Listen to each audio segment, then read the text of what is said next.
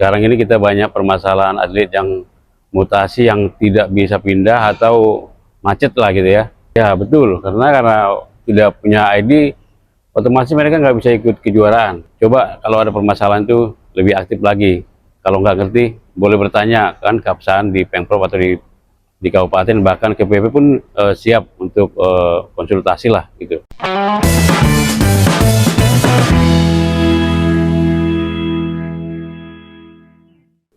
Assalamualaikum warahmatullahi wabarakatuh. Selamat datang di channel Faiz Muhammad 90. Bagi teman-teman semuanya yang baru bergabung di channel ini, silakan berlangganan secara gratis dengan cara klik tombol subscribe yang ada di pojok kiri bawah dan nyalakan loncengnya, agar teman-teman semuanya tidak pernah ketinggalan setiap kali saya memposting video baru di channel ini. Terima kasih. Oke teman-teman semuanya, kali ini kita akan berbincang-bincang santai. Kita akan membahas tentang sistem informasi PBSI atau SI PBSI dengan Bapak Koordinator Tim Keabsahan PP PBSI, Bapak Siman. Selamat pagi Bapak Siman. Pagi. Perkenalkan, saya Faiz dari PBSI Kabupaten Malang, Pak. Jadi kali ini kita kedatangan tamu yang sangat spesial. Kebetulan kita posisi lagi di Surabaya. Kebetulan di Surabaya ada Sirnas A Jawa Timur. Jadi Bapak Siman ini adalah koordinator tim keabsahan dari PP PBSI periode tahun 2024, betul ya Pak? Betul. Sampai 2028. Nah, kebetulan banyak dari teman-teman nih Pak pertanyaan tentang keabsahan atlet bulu tangkis. Nah, ada pertanyaan yaitu tentang SI PBSI itu berdiri sejak kapan Pak? Jadi adanya SI PBSI itu tahun berapa mulai adanya atlet menggunakan ID untuk mengikuti pertandingan? Oh, kalau penggunaannya aktif ya di SI itu mulai 2016. 2016. Ya, itu udah aktif lah itu. Cuma 2015 sudah sebenarnya udah berlaku, cuma dia masih di combine. Ada yang SI tapi yang manual masih di akomodir lah gitu ya. Jadi aktifnya itu 2016 itu udah full SI semua. Untuk sirkuit nasional dan swasta nasional ya. Ya. Jadi berarti tahun 2026 ini seorang atlet bulu tangkis harus wajib punya ID PBSI ya Pak? Ya betul, karena tidak punya ID, otomatis mereka nggak bisa ikut kejuaraan. Ya resmi ya, kejuaraan resmi gitu. Kemudian Pak Siman, untuk syarat dari pengajuan SI PBSI atau supaya atlet punya ID PBSI itu syaratnya apa saja kira-kira Pak? Kalau untuk persyaratan permohonan ID itu ya, berkembang ya, dinamis ya. Dari awal itu dulu mungkin pertama kali itu di SI diberlakukan, syarat SI itu cuma 3 dokumen, yaitu akte kelahiran, kartu keluarga, dan ijazah atau rapor. Nah berkembangnya kebutuhan untuk keabsahan itu PP PBSI menerapkan lebih lagi. Sekarang itu harus ada 7 dokumen, yaitu akte kelahiran, kartu keluarga, ijazah atau raport, NISN itu ya dari Dapodik ya, terus surat keterangan lahir dari bidan atau rumah sakit, atau pokoknya keterangan lahir lah. Terus ada lagi yang namanya surat pernyataan kebenaran usia. Nah itu teman-teman semuanya syarat yang harus dilengkapi untuk penerbitan SI PBSI. Tadi kalau tidak salah saya dengar salah satunya kan ada ijazah Pak ya? Iya. Ijazah itu kalau anak yang belum lulus TK atau masih sekolah TK, kira-kira ijazahnya seperti apa Pak? Jadi apa gini, bisa diganti rapot? Kita juga nggak kaku ya. Jadi ada beberapa hal itu. Ijazah itu ada mungkin kalau dia masih baru sekolah, berarti kan belum punya ijazah tuh, atau dia nggak praktek. Artinya ini bisa digantikan dengan rapor, ya. Atau mungkin anak belum sekolah sama sekali. Kalau di sekolah kan berarti mereka itu harus membuat surat pernyataan orang tua kalau anak tersebut belum sekolah. Yang ketiga lagi ada lagi sebenarnya, kalaupun anak baru masuk sekolah kan rapat belum ada nih. Mereka bisa minta surat keterangan dari sekolah bahwa anak tersebut sudah sekolah di sana dan belum mempunyai rapot atau ijazah, itu penggantinya. Terus ada lagi Pak, ini di Kabupaten Malang pun juga pernah ada kasus bahwa sudah SD nih, TK-nya dulu sempat punya ijazah, cuma ijazahnya hilang Pak. Gimana gantinya Pak? Ya nggak apa-apa, kita anggap aja dia nggak pernah TK, berarti yang dari SD aja diambil. Kalau nggak ada rapot, nggak ada ijazah, berarti dia minta surat keterangan dari sekolahnya. Sama dilampirkan rapotnya halaman depan. Kalau ada, kalau nggak ada surat keterangan cukup. Oh cukup ya? Iya, kalau belum ada kan, atlet kalau anak ini baru masuk 1 bulan kan belum ada rapotnya tuh. Iya. Nah, mereka kalau udah mau CSI bisa minta surat keterangan dari sekolah bahwa anak ini sekolah di sini dan belum punya rapot atau ijazah. Cukup. Ya, jadi begitu teman-teman semuanya, jika ada masalah terkait tentang ijazah atau belum lulus TK, itu masih bisa mengajukan ID dengan cara surat keterangan dari sekolah. Iya. Ya, atau surat pernyataan dari orang tua. Surat pernyataan dari kalau orang memang tua. Belum sekolah sama sekali ya. Iya, betul. Itu nanti formatnya bebas atau sudah ada di PBS itu ada. Ya, ada, sudah ada formatnya. Walaupun nggak resmi, tapi kita bikin format supaya mempermudah juga. Kan kadang sekolah juga kalau nggak ada format nanya-nanya dan malas, kadang malas gitu ya. Kalau nggak ada format mereka tinggal ngisi tanda tangan selesai. Ya. Jadi orang tua atau wali atlet bisa minta ke klubnya, atau klubnya nanti bisa minta ke Pemkab atau pemkotnya. Sudah disediakan formatnya. Oke, selain itu tadi ada SKL juga diminta persyaratannya Pak. Jadi padahal sudah diminta akta kelahiran, tapi kenapa SKL masih diminta untuk sebagai keabsahan atlet untuk mengajukan ID PBSI? Jadi gini, kebutuhan dokumen ini adalah ada sangkut pautnya dengan proses keabsahan. Kenapa sudah minta akta kelahiran, minta surat keterangan lahir juga? Terkadang perlu kita menelusuri anak ini lahir di mana apabila ada indikasi yang kita ini ya, misalnya ada indikasi mencurigakan lah gitu, umurnya tidak sesuai. Nah, SKL ini kan menunjukkan apakah ada perbedaan dia itu lahir di mana dan di surat keterangan yang ada di akte kelahirannya. Nah, ini pentingnya. Terkadang atlet itu di surat keterangan penyataan usia mereka menyatakan lahir di bidan, ternyata SKL-nya di rumah sakit. Nah, itu kepentingan seperti itu mungkin ya. Jadi itu teman-teman semuanya alasan mengapa SKL masih tetap dibutuhkan padahal sudah store akte. Padahal untuk penerbitan akte dulu di Dispenduk itu kan harus menyerahkan SKL aslinya Pak. Betul. Gitu. Ya. Jadi ketika SKL itu masih menyimpan salinannya itu bisa dipakai, atau kalau tidak ada bisa diganti dengan surat pernyataan ada juga, kita sudah memberikan formatnya Pak ya. Betul ya. Dan juga sebenarnya kalau memang surat keterangan lahir yang lama udah tidak ada, masih minta yang baru, kita kan nggak minta mesti yang dulu, yang sekarang juga bisa, tapi emang benar dia lahir di situ ya. Kalau anak itu nggak lahir di situ, rumah sakit atau bidan nggak mungkin mau ngasih surat keterangan lahir kan gitu ya. Tapi kadang juga ada Pak, bidan atau rumah sakit itu yang tidak berkenan untuk memberikan itu lagi. Tapi kan memang untuk peraturan ini kita tidak begitu saklek harus itu. Iya, betul. Iya. Lagi-lagi kita juga masih memberikan formatnya sebagai pengganti SKL. Iya, segala ininya masih ada kemudahan lah. Yang penting keterangannya jelas gitu. Ya, betul. Yang penting sesuai gitu Pak ya. Iya, betul. Jadi formatnya juga sudah kita lampirkan semuanya untuk memudahkan Bapak Ibu wali atlet sehingga tidak ada kesulitan lagi untuk mengurus ID PBSI atlet. Ya betul, jadi nggak ada alasan sebenarnya ada yang sulit, nggak ada sebenarnya. Jadi kita kasih kemudahan, yang penting data dalam dokumen itu benar gitu aja. Ya. Selanjutnya masih terkait akta kelahiran Pak. Ada juga orang tua yang baru melahirkan anak itu tidak langsung ngurus akta. Apakah ada ketentuan? Misalkan akta itu lebih dari 2 tahun, itu apa masih bisa digunakan atau akta itu harus begitu lahir langsung diuruskan aktanya? Jadi gini, akte pembuatan lebih dari 2 tahun bisa digunakan. Cuma gini, kenapa kita minta keterangan, kita ke Dukcapil lagi untuk pengesahan gitu ya?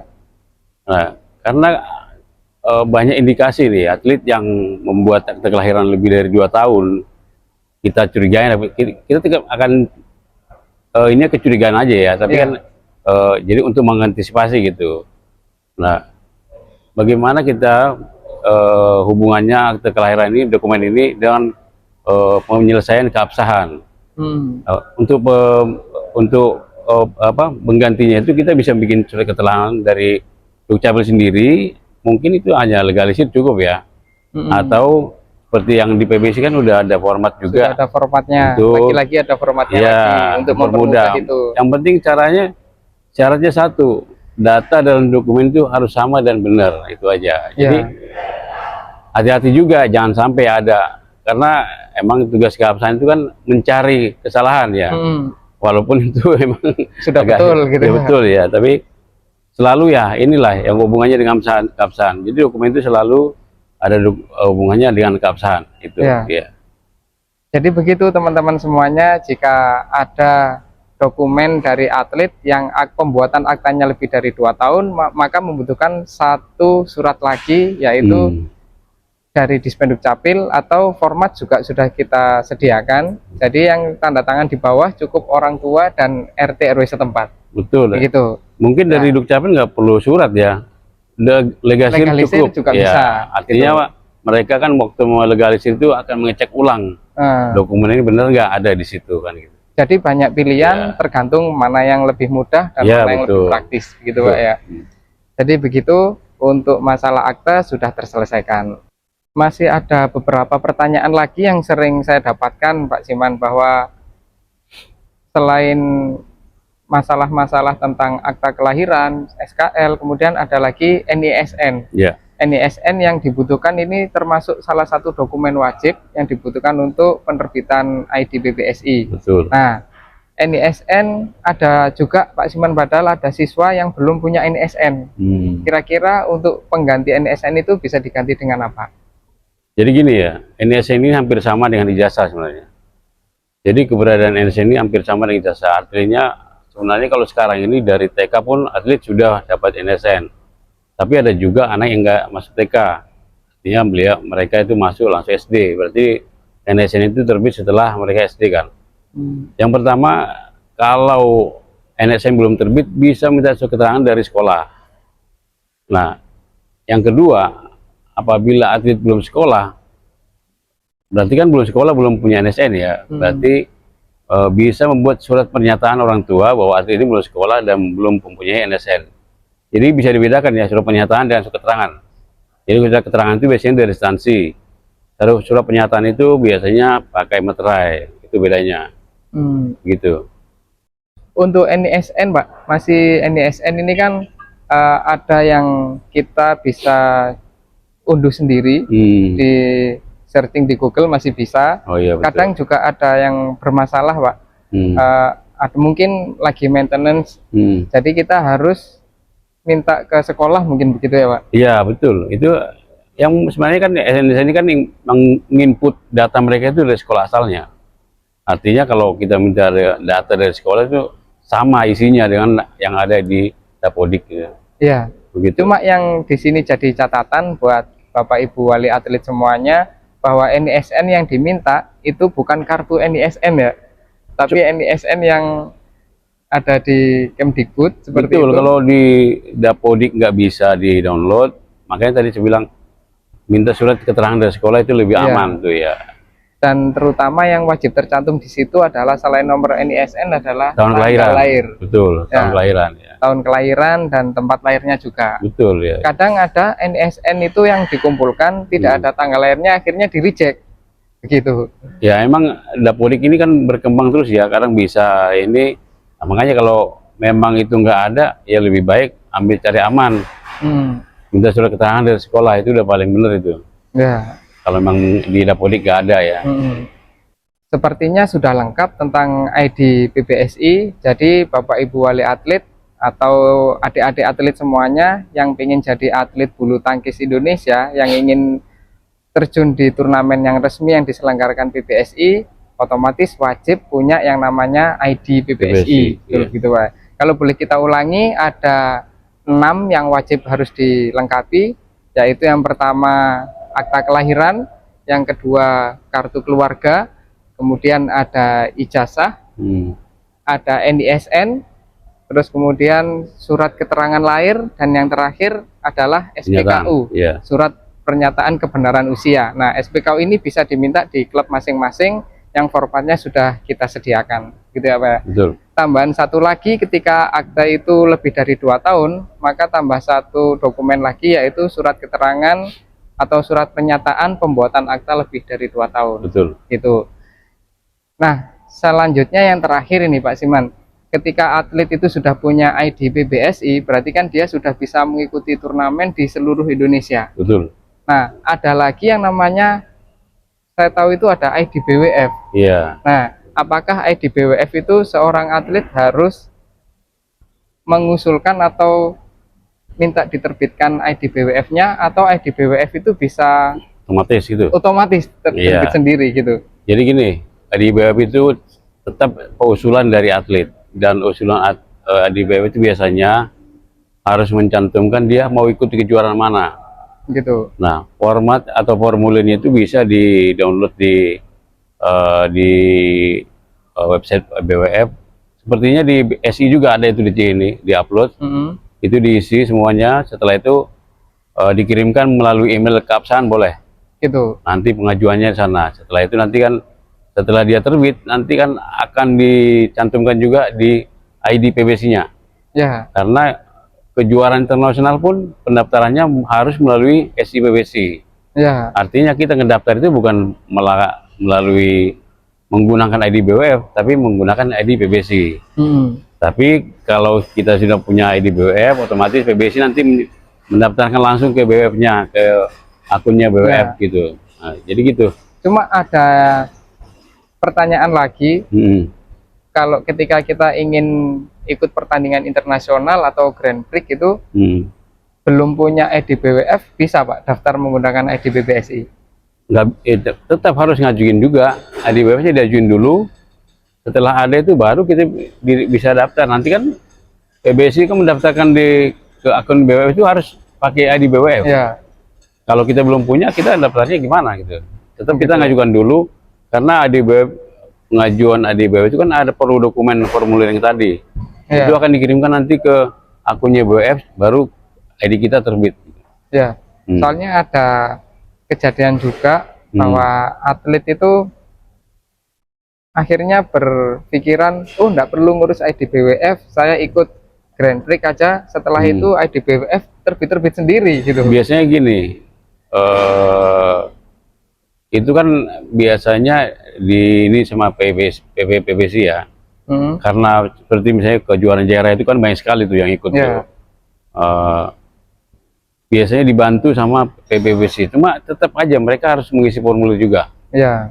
Karena itu kepentingan dokumen yang diminta oleh BWF sendiri. Nah itu harus. Dan ingat, di BWF itu ada aturan, atlet yang tidak mengikuti kejuaraan internasional menggunakan ID BWF selama 2 tahun dia akan dinonaktifkan.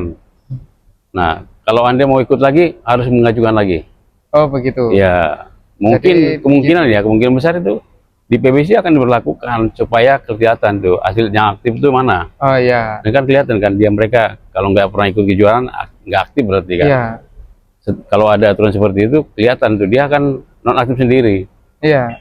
Kalau tidak ikut kejuaraan dalam 2 tahun, atau nanti kita lihatlah PBC mau bikinnya itu range-nya berapa lama gitu. Ya, jadi ketika atlet punya ID itu belum tentu aktif ya.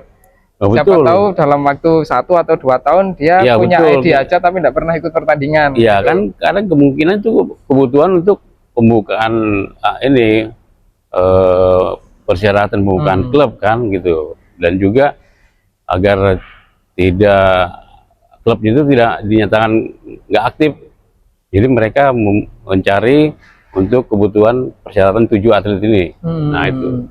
Jadi begitu teman-teman semuanya, ketika teman-teman ingin ikut pertandingan internasional atau Grand Prix, teman-teman harus punya ID BWF terlebih dahulu dengan mengajukan surat permohonan yang formatnya sudah disediakan, tinggal email ke PPPBSI.